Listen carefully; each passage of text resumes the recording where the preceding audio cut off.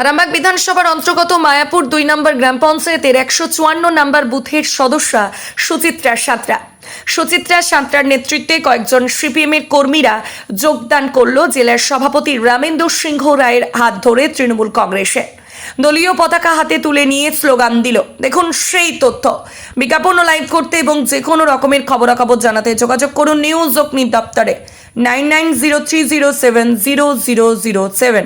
Bureau report, news অগ্নি। নামে নয়, কাজে সাংবাদিকতা।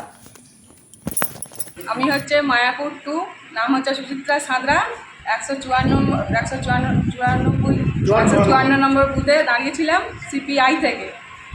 আচ্ছা, এখন আমি জয়ী প্রার্থী, কিন্তু হচ্ছে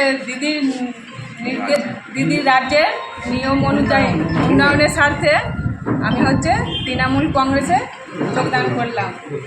দেখুন, আরামবাগ ব্লকে মায়াপুর অঞ্চলে আমাদের 2 নম্বর যে জিপি, সেই জিপিতে সিপিআই এই দলের একটা সংগঠন আছে। সেই সংগঠনের তারা পঞ্চায়েত নির্বাচনে লড়েছিল এবং তাদের মধ্য থেকে এই যে দেখছেন আমাদের রূপা ঘোষ এই জায়গায় 134 নম্বর বুথ, তাই তো? সুচিত্রা সাঁতরা 154 নম্বর বুথে উনি জয়লাভ করেছিলেন পঞ্চায়েত নির্বাচন, কিন্তু তৃণমূল কংগ্রেসের আদর্শে ওনারা আজকে সব নেতৃত্ব এই মেম্বার সহ জয়েন করলো। ওনারা তৃণমূল কংগ্রেসের সমস্ত নিয়ম নীতি আদর্শ মেনে চলবেন, এইটা আমাকে আগে লিখিতভাবে জানিয়েছিলেন।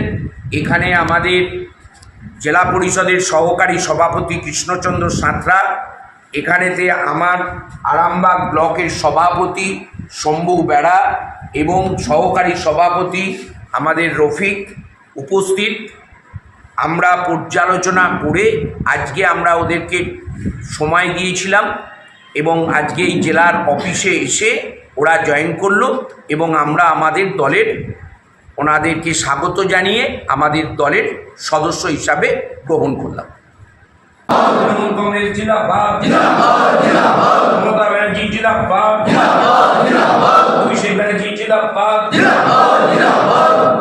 তৃণমূল কংগ্রেস, তৃণমূল কংগ্রেস, মমতা